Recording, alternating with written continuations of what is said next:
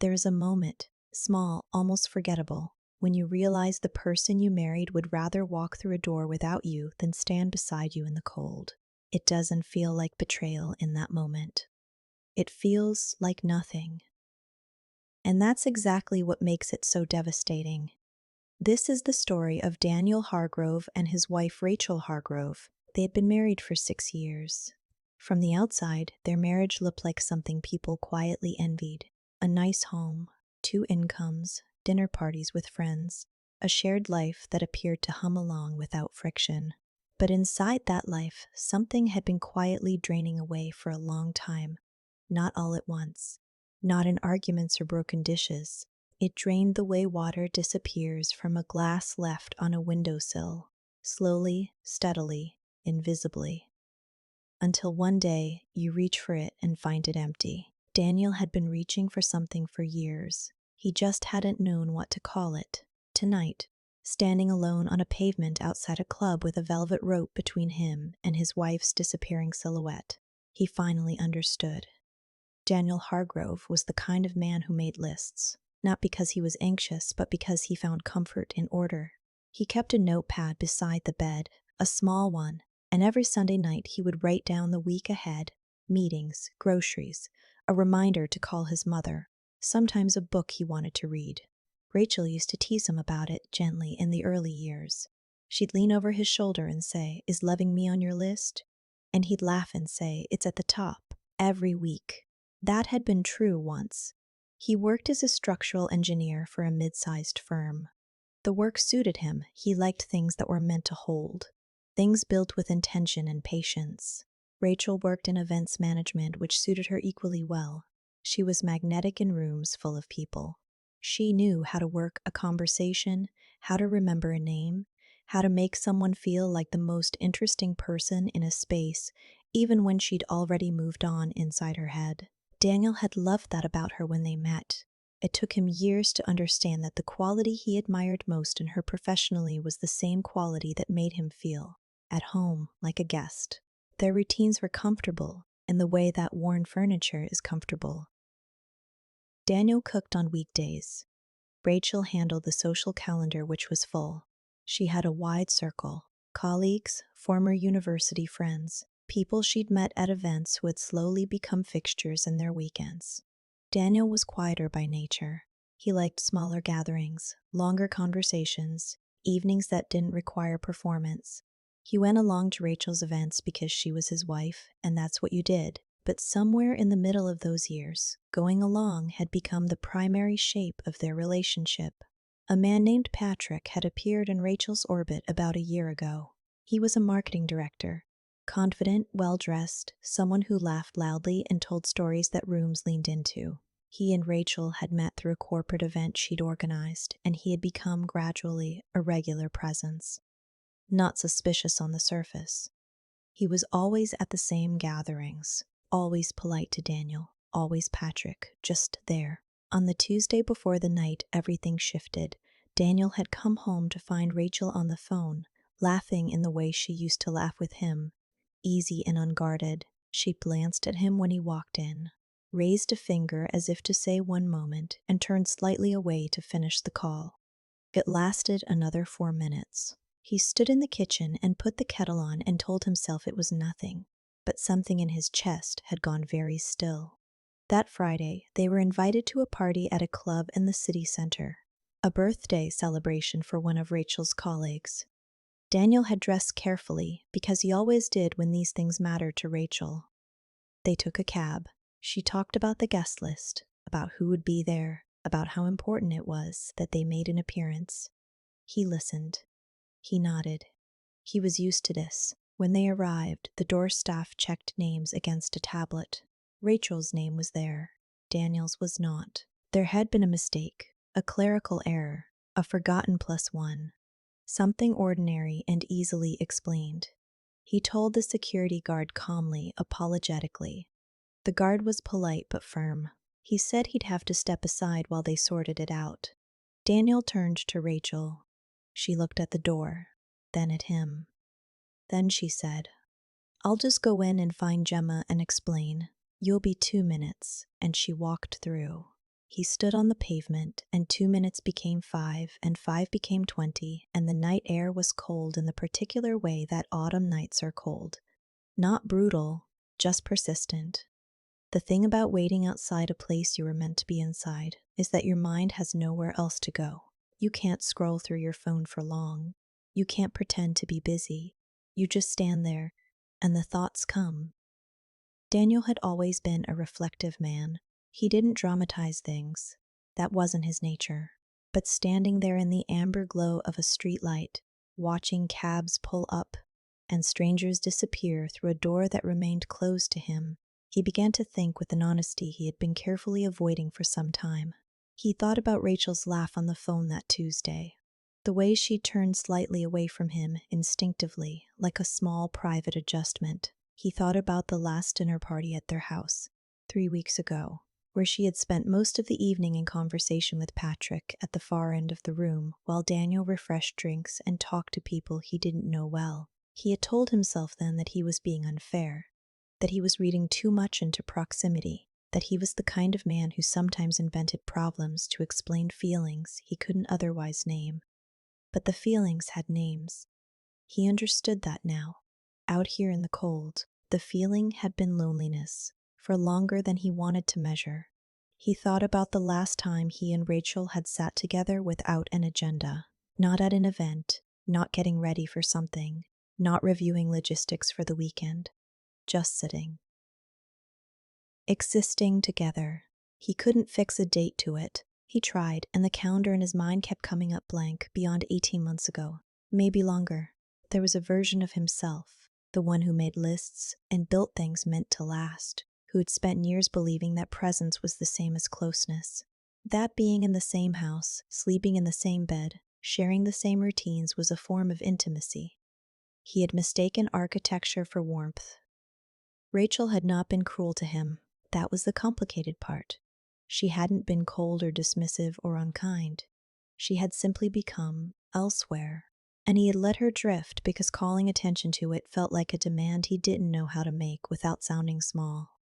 He didn't want to be the husband who asked for more. He didn't want to seem needy.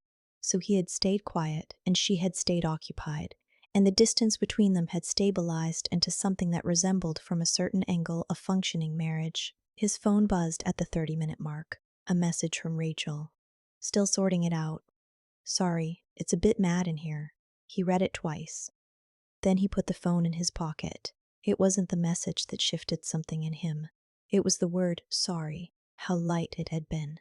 How it floated on the surface of the situation without touching the bottom of it. She was inside. He was outside, and she had punctuated the gap with a word that weighed almost nothing. He thought about Patrick again. He thought about it clearly, this time, without flinching away from the shape of it. He didn't know with certainty what had happened or was happening, but he knew this. Whatever Patrick represented to Rachel, whether it was excitement or validation or simply the sensation of being chosen, Daniel hadn't been able to offer that for a long time.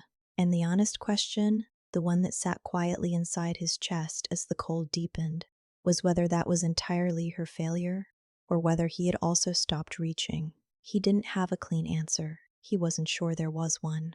At 45 minutes, she still hadn't come back out. When Rachel finally appeared at the door, she was laughing at something someone behind her had said. She pulled her coat around her shoulders, spotted Daniel, and walked toward him with the expression of someone who has briefly forgotten a parked car. God, I'm so sorry, she said. It got sorted eventually. Gemma had to speak to the manager. You can go in now, if you want. Daniel looked at her. It's been an hour, Rachel. She blinked. Has it? I honestly lost track. It's so loud in there. He didn't raise his voice. He didn't need to. You left me standing outside for an hour. I know, and I'm sorry. I said I'm sorry. It wasn't intentional. These things take time. You didn't come out to check on me. She paused. A slight shift in her posture. Something between defensiveness and discomfort. I sent a message. You did, he said. There was a silence between them that wasn't empty. It was full of things that had been accumulating for a long time, and they both felt the weight of it without naming it directly. "What do you want me to say, Daniel?" He thought about that question. It was a genuine one. She wasn't being dismissive. She genuinely didn't know what he needed, and that might have been the most honest and heartbreaking thing she'd said to him in years. "I don't want you to say anything," he said. "I want to go home. Now, the party's just. I'm going home, Rachel." She looked at the door behind her, then back at him, and in that half second, that small visible hesitation, he saw it clearly. The calculation, the weighing. He watched her decide, and watched the decision form on her face before she spoke. "I'll stay another hour. I'll get a cab back." He nodded. He wasn't surprised. That was the thing. He genuinely was not surprised. And the absence of surprise was its own kind of answer. He walked to the corner and hailed a cab and rode home in silence. He didn't feel angry exactly. He felt the particular exhaustion of someone who has been holding their breath for a very long time and has finally, quietly, let it go. At home, he made tea. He didn't drink and sat at the kitchen table and stared at nothing for a while. Then he took out his small notepad and held it in both hands without writing anything. He had spent 6 years building something he believed was solid. Tonight he understood that it had never quite been, not because either of them was monstrous, but because two people can share a life without really sharing themselves and call it a marriage, and almost believe it. He didn't make a dramatic decision. He didn't pack a bag or write a note. He simply sat in his kitchen and knew, with the quiet certainty of a man who understood structural things, that this particular foundation could not be repaired with apologies and effort alone. It had been compromised too long and in too many places, and they had both been too careful to admit it. 4 months passed. Daniel moved into a flat on the other side of the city. A small place, 2 rooms, a window that looked out over a canal. He chose it because it was quiet. He decorated it slowly, deliberately, the way he did everything. He kept his notepad. He kept his lists. But they felt different now. Lighter, somehow. Less like scaffolding against anxiety and more like choices. The separation had not been spectacular. There had been a conversation, then several conversations, then a period of living in the house with a new and careful formality between them. Rachel had cried once. Genuinely, not performatively. In the kitchen on a Sunday morning, when the weight of it finally arrived for her. He had sat with her. He hadn't tried to fix it or soften it. He had just been present, which felt strangely like the most honest thing he'd done in their marriage in years. Rachel remained in the house. She told her friends that they had grown apart, which was true, and said it in a way that implied a mutual and natural loosening, which was also partially true, but missed certain specifics. She threw herself back into her work, which gave her days shape and her evenings exhaustion, and for a while that was enough. She had stopped seeing Patrick, not because anything had been confronted directly, but because whatever orbit she and Patrick had shared lost its particular gravity once the structure of her marriage no longer surrounded it. She told herself on certain evenings that nothing had really happened, and on other evenings she understood with uncomfortable clarity that something had happened, not necessarily in action, but in attention, in longing, in the quiet permission she had given herself to look elsewhere. Before she'd looked honestly at home, she redecorated the bedroom. She told people it was time for a fresh start. She bought new curtains and a different duvet cover, and stood in the room one morning and realized she still felt the same. There were moments when she revised the story of the marriage in her mind, moments where Daniel became the problem, the closed-off one, the man who never quite let her in. And those versions of the story were not entirely untrue. He had been closed off. He had retreated into his quiet certainties and assumed she would always be there when he surfaced. But she also knew in the honest hours of very early mornings that she had stopped waiting for him to surface long before she should have. She missed him in a way that was complicated and inconvenient, not a desperate, acute missing, but the kind that sits in the periphery of daily life like a piece of furniture you've rearranged and can't quite stop looking for in its old place. Daniel, across the city, was doing something she hadn't expected, though she didn't know it.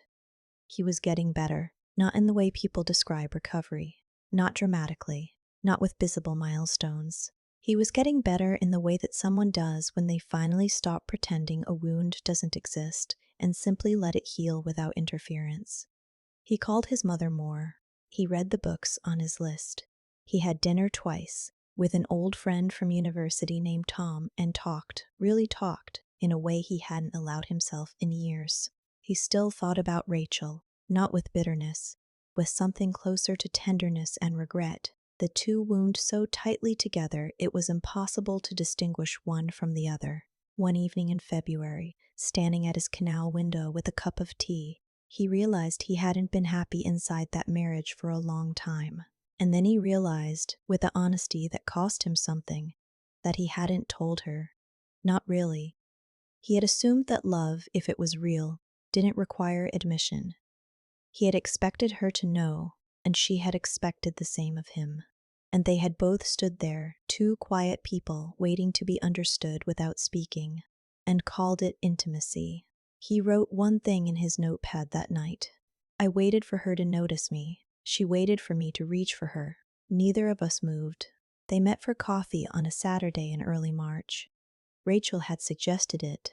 A practical meeting, she'd said. There were still some minor things to sort through, paperwork, the last of his books still in the hallway. Daniel had agreed without hesitation, which surprised her. She prepared herself for resistance that never came. The cafe was neutral ground, not a place they'd been together before. Just a quiet room with wooden tables and the sound of rain on a window. They sat across from each other and ordered without looking at the menu, the way people do when they're too preoccupied to make small decisions. The practical things were sorted in 10 minutes. Then there was the kind of pause that both of them knew could be filled or allowed to open. Daniel let it open. "How are you?" he asked. And he meant it, without agenda. "Better," she said. Then, more honestly, "some days." He nodded. "You look different," she said. "Settled." "I feel it," he said, "mostly." She looked at her cup. "I think about that night sometimes, outside the club." "I know," he said. He didn't know how he knew, but he did. "I wasn't trying to hurt you. I genuinely didn't think." She stopped, started again. "I didn't understand what it meant to you, until later." "I know that too," he said. "I didn't explain what it meant. I waited to see what you'd do. That wasn't fair." She looked up at him, a flash of something. Not quite surprise. Something more like gratitude, that he wasn't going to make her carry all of it alone. "I got good at being in rooms," she said quietly.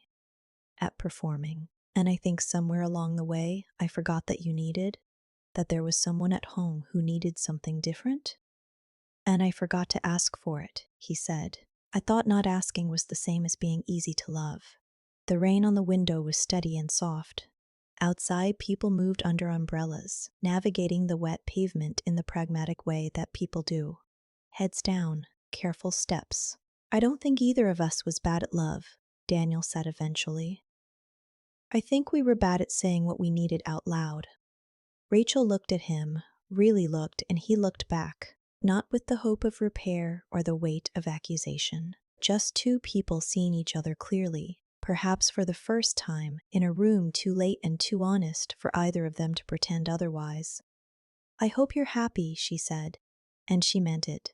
"I hope the same for you," he said, and he meant it too. They parted on the pavement outside. No extended goodbye. No embrace, heavy with nostalgia. Just a small acknowledgement, a nod, a half smile. And then two people walking in separate directions on a wet March morning. Daniel put his collar up against the rain and walked toward the canal. He didn't make a list that day. He simply walked and let the city move around him and felt, not healed, not whole, but honest in a way that he hadn't been in a very long time. Some things don't break, they just gradually become something you can no longer carry. And sometimes the most loving thing two people can do is set something down together, gently, without blame, and walk forward into whatever comes next. That was what Daniel and Rachel Hargrove did. And in the quiet space they left behind, something true remained. The proof that they had tried, that they had mattered to each other, and that even love which doesn't last was still, while it lived, entirely real.